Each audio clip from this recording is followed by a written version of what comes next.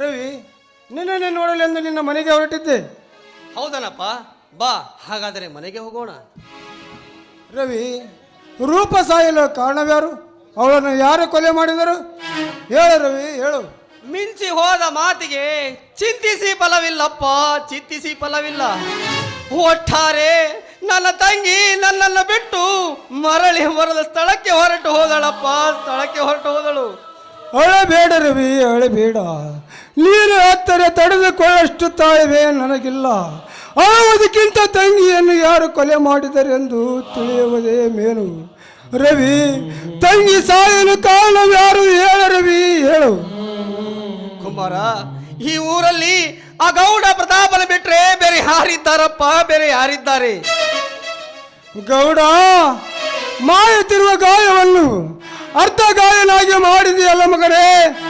ಅದು ನನ್ನ ಸಾವು ನಿನ್ನ ಕೈಲಿದೆ, ನಿನ್ನ ಸಾವು ನನ್ನ ಕೈಲಿದೆ. ಗೊತ್ತಿಲ್ಲ. ನಿಲ್ಲು ರವಿ, ಎಲ್ಲಿಗೆ ಹೋಗುತ್ತಿರುವಿ? ಆ ಗೌಡನ ಪ್ರಾಣ ತೆಗೆಯಲು. ಕುಮಾರ, ಅಂತ ಕೆಲಸವನ್ನು ನೀನು ಮಾಡಬೇಡ. ಮೋಹನ ಮಾಯವಾಗಿ ಹೋದನು.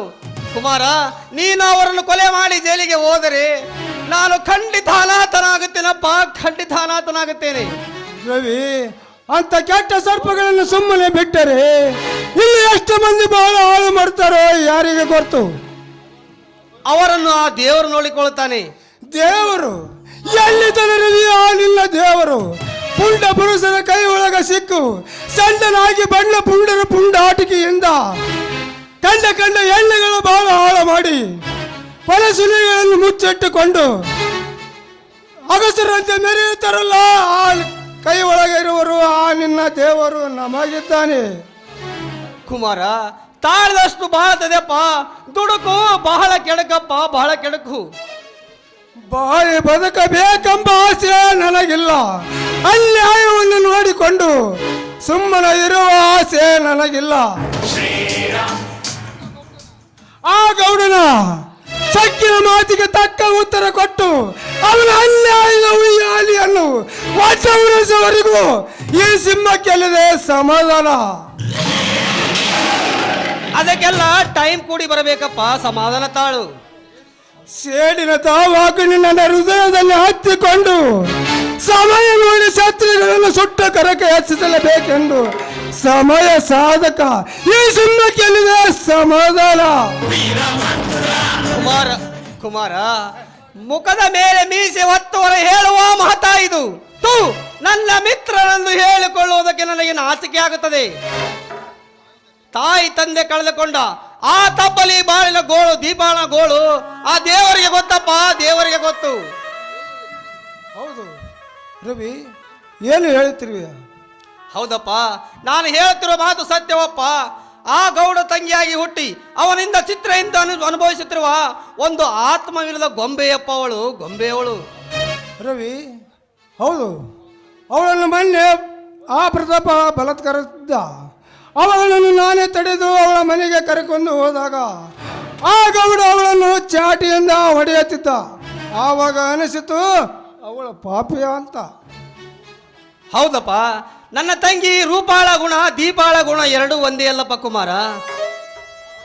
ಆಗಲಿ, ಇರಲಿ, ಬಾ ಹೋಗೋಣ. ಬಾರಪ್ಪ ಹೋಗೋಣ.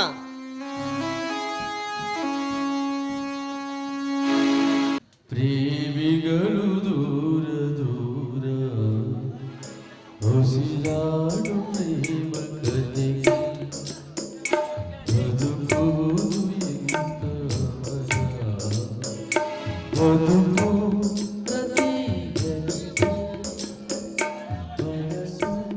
ಈ ಕಲಿಯುಗದಲ್ಲಿ ಬಡವನಾಗಿ ಬದುಕಬಾರದು. ಅದಕ್ಕಂತೆ ನನ್ನ ರೂಪ ನನ್ನ ಬಿಟ್ಟು ಹೊರಟು ಹೋದಳು. ರೂಪ ನನ್ನ ಬಿಟ್ಟು ಹೊರಟು ಹೋದೆಯಲ್ಲ ರೂಪ. ನಿನ್ನ ನೆನಪಲ್ಲಿ ನಾನು ಕೊರಗಿ ಸಾಯಬೇಕೆಂದು ನನ್ನನ್ನು ಬಿಟ್ಟು ಹೋದೆ ರೂಪ.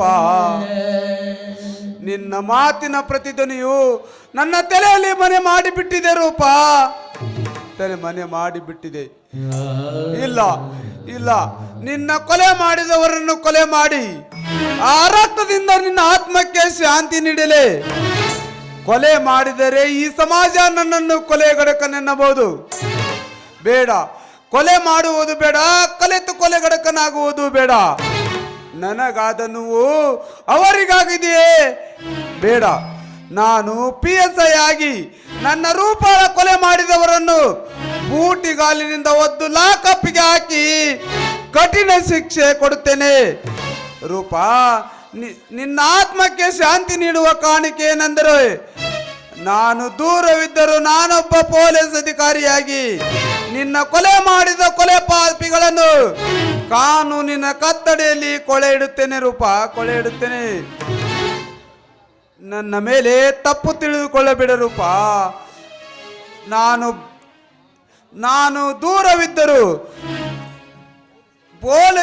ದೂರವಿದ್ದರೂ ನಾನೊಬ್ಬ ಪೊಲೀಸ್ ಅಧಿಕಾರಿಯಾಗಿ ನರ ರಾಕ್ಷಸರನ್ನು ಸಂಹರಿಸಲು ಊರಿಗೆ ಕಾಲಿಡುತ್ತೇನೆ.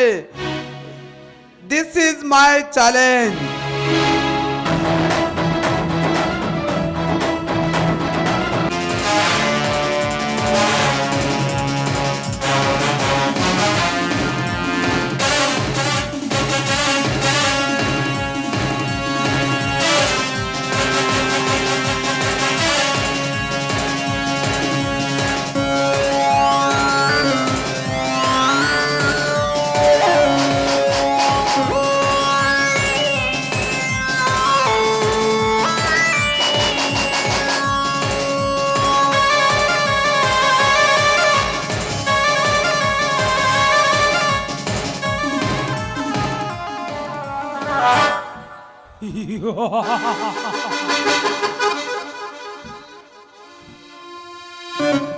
ಈ ಪ್ರತಾಪನಿಗೆ ನಿಷ್ಫಲವನ್ನುವುದೇ ಇಲ್ಲ.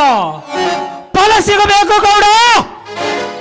ತುಂಡನಂದು ಮೆರೆದಾಡುವ ನಿನ್ನ ಸಿರಿ ಸಂಪತ್ತಿನ ಪೆಟ್ಟಿಗೆ ಹೊತ್ತು ನಿನ್ನ ತಂಗಿಯನ್ನು ನನ್ನೊಂದಿಗೆ ಆರಿಸಿಕೊಂಡು ಹೋಗದಿದ್ದರೆ ನನ್ನ ಹೆಸರು ಪ್ರತಾಪನೇ ಅಲ್ಲ.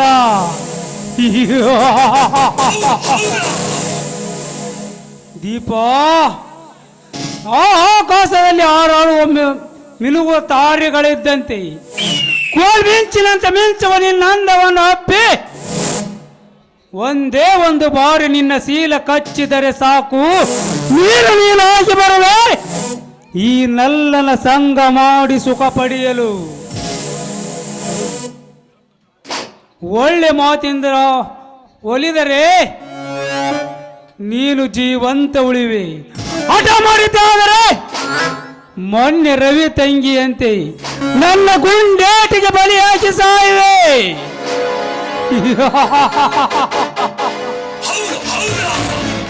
ಮೊನ್ನೆ ದಿನ ಉಂಡು ಕೈ ತೊಳೆಯುವಷ್ಟರಲ್ಲಿ ಆ ಕುಮಾರ ಬಂದು ಕಾಪಾಡಿದ.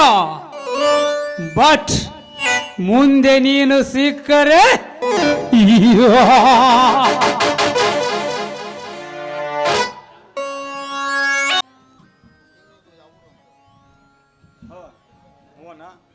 ಹಲೋ ಪ್ರೇಮರಾಜ್ರವ್ರಿ.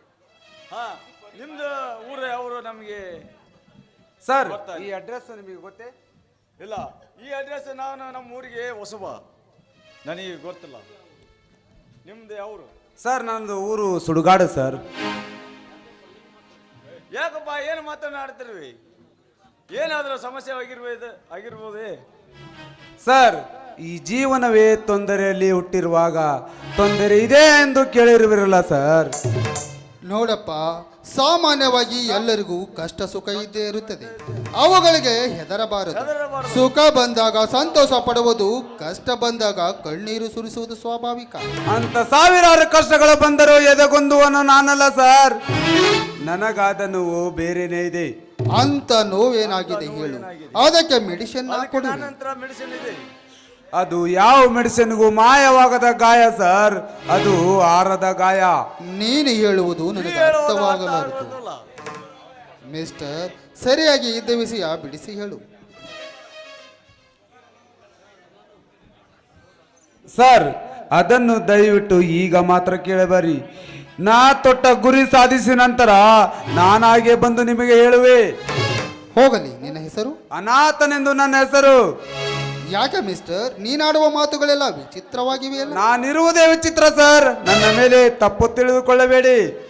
ಎಲ್ಲಿವರೆಗೂ ಓದಿರುತ್ತೀಯ? ಸರ್ BA ವರೆಗೂ ಓದಿದ್ದೇನೆ. ನೌಕರಿ ಸಿಗದೆ ತಿರುಗಾಡುತ್ತಿರುತ್ತಿದ್ದೇನೆ. ಮಿಸ್ಟರ್, ಒಂದು ಕೆಲಸವಿದೆ, ಮಾಡುತ್ತೀಯಾ? ಹೇಳಿ ಸರ್, ಯಾವ ಕೆಲಸ ಮಾಡುತ್ತೇನೆ. ಬೆಂಗಳೂರಿನಲ್ಲಿ ನನ್ನ ಸ್ನೇಹಿತರು MD ಇದ್ದಾರೆ. ಅಲ್ಲಿ ನನ್ನ ಹೆಸರು ಹೇಳಿದರೆ ಸಾಕು, ನಿನಗೆ ಒಂದು ಒಳ್ಳೆಯ ಕೆಲಸ ಕೊಡುತ್ತಾರೆ. ಆಯ್ತು ಸರ್, ಯಾವ ಕೆಲಸ ನಾನು ಹೇಗೆ ಮಾಡ್ತೇನೆ. ಈ ಉಪಕಾರವನ್ನು ಯಾವ ಜನ್ಮಕ್ಕೂ ಮರೆಯುವುದಿಲ್ಲ. ಇದರಲ್ಲಿ ಉಪಕಾರವೇನಿದೆ? ಮಾನವನಾಗಿ ಹುಟ್ಟಿ ಮಾನವನಿಗೆ ಉಪಕಾರ ಮಾಡದಿದ್ದರೆ ಅವನಿಗೆ ಮಾನವನೆನ್ನಬಹುದೇ? ಮುರುಘಾ ಮಿಸ್ಟರ್, ಮುರುಘಾವೆನ್ನುತ್ತಾರೆ. ಸರ್, ನೀವು ಮಾನವರಲ್ಲ ಸರ್, ದೇವ ಮಾನವರು.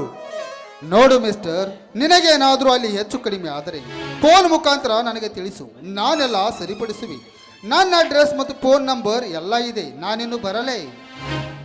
ಆಯ್ತು ಸರ್, ಹೋಗಿ ಬನ್ನಿ. ನೀವು ಹೇಳಿದ ಹಾಗೆ ನಾನು ಬೆಂಗಳೂರಿಗೆ ಹೋಗಿ ಕಂಪನಿಯಲ್ಲಿ ಕೆಲಸ ಮಾಡುತ್ತಾ ನನ್ನ ನೌಕರಿಗೆ ಪ್ರಯತ್ನ ಮಾಡುತ್ತೇನೆ.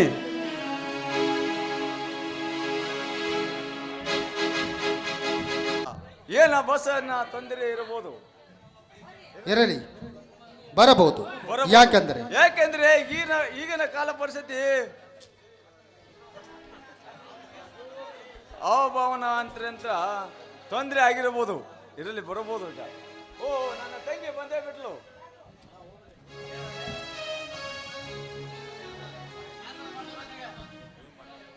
ನನ್ನ ತಂಗಿ ರಂಜನಿ ಇಷ್ಟೊತ್ತಿಗೆ ಬರುತ್ತೇನೆ ಎಂದು ಹೇಳಿದಳು. ಯಾಕೆ ಬರಲೇ ಇಲ್ಲ?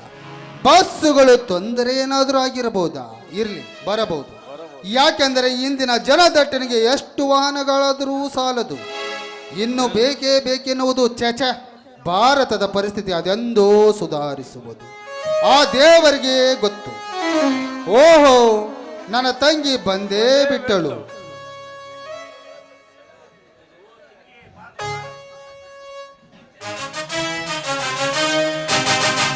ಯಾಕಮ್ಮ ಇಷ್ಟು ಲೇಟು?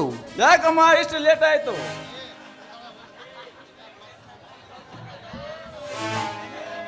ಅಣ್ಣ, ಬೇಡ ತಾಳಲಾರದೆ ಒದ್ದಾಡ್ತಿದ್ದೆ, ಅದಕ್ಕೆ ಇವನು ಬಂದು. ಹೌದ್ರಿ ಅಮ್ಮಾರ, ನೀವು ಗುದ್ದಾಡೋದು ನೋಡಿ ಯಾರೋ ನೀವು ಎಲ್ಲಿಗೆ ಹೊಂಟಿರ್ಬೇಕಂತ ಕೇಳಿದೆ. ಹೌದಣ್ಣ, ನಾನು ಪ್ರೇಮರಾಜನ ತಂಗಿ ಹುಬ್ಬಳ್ಳಿಯಿಂದ ಬಂದಿದ್ದೇನೆ ಅಂತ ಹೇಳಿದೆ. ಅದಕ್ಕೆ ಏನು ನೀವು ಪ್ರೇಮರಾಜ ತಂಗಿ ಅಂತ ಹೇಳಿ ಈ ಲಗೇಜ್ ಹೊತ್ಕೊಂಡು ಬಂದೆ ಅಣ್ಣ. ಬಹಳ ಒಳ್ಳೆ ಮನುಷ್ಯನಮ್ಮ ಇವನು. ನೋಡು, ನಿನಗೆ ಹೇಗೆ ಸಹಾಯ ಮಾಡಿದನು. ಗುಮ್ಮು, ನಿನಗೆ ವೆರಿ ವೆರಿ ಥ್ಯಾಂಕ್ಸ್. ಇಷ್ಟಕ್ಕೆ ಯಾಕೆ ಟ್ಯಾಂಕಿ ಕಟ್ಟಿಸ್ತೀರಿ ಬಿಡ್ರಿ. ಅಲ್ರಿ, ನಾವಿರೋದ ಇಂಥವ್ರಿಗೆ ಸಹಾಯ ಮಾಡಕ್ಕಲ್ಲನ್ರಿ. ಅಣ್ಣ, ಇವನನ್ನು ನಾನು ಹಮಾಲ ಅಂತ ತಿಳ್ಕೊಂಡಿದ್ದೆ. ನೋಡಣ್ಣ, ಹಾಗೆ ಕಾಣೋದಿಲ್ವೇ? ತೋ ಇವನು ಅದೇನ ಅಂತಾರಲ್ಲ, ಪುಣ್ಯ ಮಾಡಿದವ್ರಿಗೇನ ಅಮ್ಮರ. ನಾನು ಸಣ್ಣ ಇದ್ದಾಗ ಕಾಗಿ ಹಾರಿ ಬಂದು ಮಾರಿ ಕುಕ್ಕಿತಂತ್ರಿ. ಅದಕ್ಕೆ ನನ್ನ ಶೇಪ್ ಸ್ವಲ್ಪ ಸಿಂಪಲ್ ಐತ್ರಿ. ಅದಕ್ಕೆ ನಿಮಗ ನಂದು ಹಿಡ್ಸಲ್ಲ. ನಾನು ಮಗ ಜೀವನದಾಗ ಎಲ್ಲ ಮಾಡಿದ್ದೆ, ಒಂದು ಬಿಟ್ಟಿದ್ದೆ, ಅದು ಮಾಡಿಬಿಟ್ಟಲ್ಲ ನಿಮ್ದ. ಏನಂದೆ? ಹಮಾಲಿ ಹಮಾಲಿ. ಗುಮ್ಮ, ಈಗಿನ ಕಾಲದಲ್ಲಿ ಯಾವ ಕೆಲಸ ಮಾಡಿದರೂ ತಪ್ಪಿಲ್ಲ, ಯಾವ ಕೆಲಸಕ್ಕೂ ಹಿಂಜರಿಯಬಾರದು. ಯಾವುದಕ್ಕೂ ಒಲ್ಲೆ ಅಂದ್ ಮಗ ಅಲ್ರಿ ನಾನು. ಯಾರು ಮಾಡಂದ್ರು ಮಾಡೋನ, ಬ್ಯಾಡಂದ್ರು ಮಾಡೋನ ಕೆಲಸನ. ಇರಲಿ ಅಮ್ಮ, ಪ್ರಯಾಣದಿಂದ ಸುಸ್ತಾಗಿರಬಹುದು. ಮೊದಲು ಸ್ನಾನ ಮಾಡು, ನಂತರ ಊಟ ಮಾಡುತ್ತಾ ಮಾತನಾಡೋಣ. ಹಾಗಲಿ ಅಣ್ಣ. ಗುಮ್ಮು, ತಾಯಿಲ್ಲಿ ನಾನಿಡುವೆ, ನಿನಗೇಕೆ ತೊಂದರೆ? ಇದ್ಯಾವ ತೊಂದ್ರೆ ನೀವು ಮಾಡಿದ್ರಿ? ನನಗೀಗ ತೊಂದ್ರೆ ಹಾಗೇನಿಲ್ಲ ತಾರು. ಯಪ್ಪ, ಏನ್ ಮಾರಿರಿ ಇದು? ನೋಡಿದ್ರ ನೆದರಕತಿ, ಮಾತಾಡ್ಸಿದ್ರ ಮುತ್ತುದ್ರಸತಿ, ನಕ್ರ ನಿಂತಲೇ ಗಪ್ಪ ಮಾಡ್ತೈತ್ರಿ. ಅಲ್ಲ, ಒಂದು ಹುಡುಗಿಯರ ನನ್ನ ಮಾರಿ ನೋಡಿ ನಕ್ಕಂತ ಮಾತಾಡಿದ ಮಾರಿನ ಇಲ್ರಿ. ಮಾರಿನದ ದುರ್ಗವನ ಅವತಾರ ತಾಳ್ತಾವ. ಅವನು ನನ್ನ ಮಾರಿ ಹೆಂಗಿರ್ಬೇಕ ಅಂತಾನೆ. ಯಾರ ಮಾರಿನೋ ಗುಮ್ಮ? ಯಪ್ಪ, ಅಮ್ಮರ್ದ ಸ್ವಲ್ಪ ಅಗಲ ಐತ್ರಿ, ನಿಮ್ದ ನನ್ನಂಗ ಉದ್ದ ಐತ್ರಿ. ಅಮ್ಮಾರ್ದು ನಿಮ್ದು ಮಾರಿ ಒಂದ ಹೋಲಿಕೆ ಐತ್ರಿ, ಒಂದ ಹೋಲಿಕೆ ಐತಿ. ಲೇ ಹುಚ್ಚ, ಅವಳು ನನ್ನ ತಂಗಿ, ನನ್ನ ಹಾಗೆ ಇರುವುದಿಲ್ಲವೇ? ಇರಲಿ ಬಿಡು. ನೀನೊಂದು ಕೆಲಸ ಮಾಡು. ನೀನು ಯಾವ ಬಿಸ್ನೆಸ್ ಮಾಡಿದ್ರೆ ಏನಿದೆ, ಸುಮ್ಮನೆ ನನ್ನ ಮನೆಯಲ್ಲಿರು. ನನ್ನ ತಂಗಿಯ ಮೇಲೆ ಯಾವ ರಣಹದ್ದುಗಳ ಕಣ್ಣು ಬೀಳದಂತೆ ನೋಡಿಕೊಂಡರೆ ಸಾಕು. ಒಂದು ವೇಳೆ ಯಾವನಾದರೂ ನನ್ನ ತಂಗಿಯ ಮೇಲೆ ಕಣ್ಣು ಹಾಕಿದರೆ ನನಗೆ ಬಂದು ತಿಳಿಸು. ಏನಂತೀಯ? ಅವ ಯಾವ ನನ್ನ ಮಗ ರೀ? ಕಣ್ಣು ಗಾವಲು ಗಂಡು ಗಲಿ ಹುಲಿ ಅಂತ ನಾನು ಇರ್ಬೇಕಾದ್ರ ಒಂದು ವೇಳೆ ಅವನರ ಕೈ ಹಾಕಿದ್ನಂತ ತಿಳಿರಿ, ಅವನ ಕತಿ ಬ್ಯಾಡ್ರಿ, ಆ ಸುದ್ದಿ ದೇವರಿಗೆ ಗೊತ್ತ. ಬಾ ಹಾಗಾದರೆ ಮೂವರು ಒಟ್ಟಿಗೆ ಊಟ ಮಾಡೋಣ. ಹಾ, ಮುಂಜಾನೆ ಊಟ ಮಾಡಿ ಬಂದಿದ್ರಿ, ವಜ್ಜಿ ಮಾಡಿದ್ರಿ ನೋಡ್ರಿ ನೀವು. ಬಾರೋ, ಯಾಕೆ ನಾಸ್ತಿಯಾ?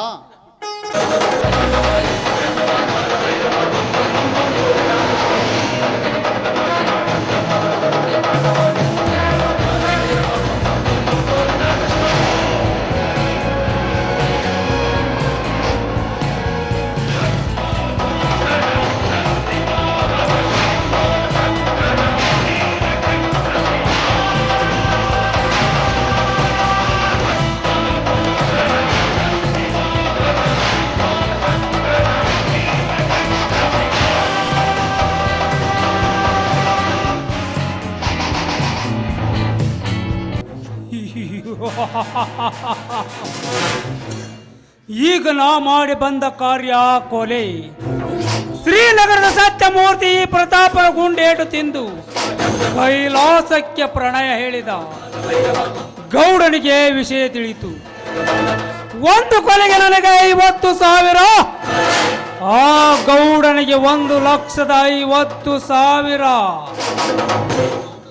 ಆ ಗೌಡ ಗಳಿಸಿಟ್ಟ ಸಿರಿ ಸಂಪತ್ತನ್ನು ನಾ ಎತ್ತಬೇಕಾದರೆ ದೀಪ ನನ್ನವಳಾಗಲೇಬೇಕು.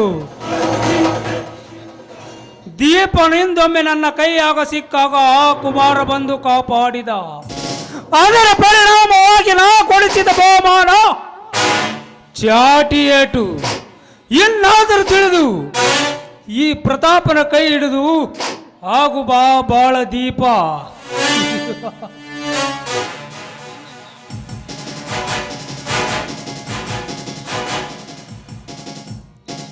ಇಲ್ಲ ಅಂದ್ರೆ ನಿನ್ನ ಹೆಣ ಮಂಗ ಮಾಯ ಆಗುವುದು. ಗೌಡ, ನೀನು ಗಳಿಸು. ನೀ ಗಳಿಸಿದಷ್ಟು ನನಗೆ ಲಾಭವಿದೆ. ಸಮಯ ಸಾಧಿಸಿ ಘಟ ಸರ್ಪದಂತೆ ಒಳ ಹೊಕ್ಕು ಅವಳ ಶೀಲ ಕಚ್ಚಿ ನನ್ನ ಕಾಮದ ವಿಷ ಕಕ್ಕದಿದ್ದರೆ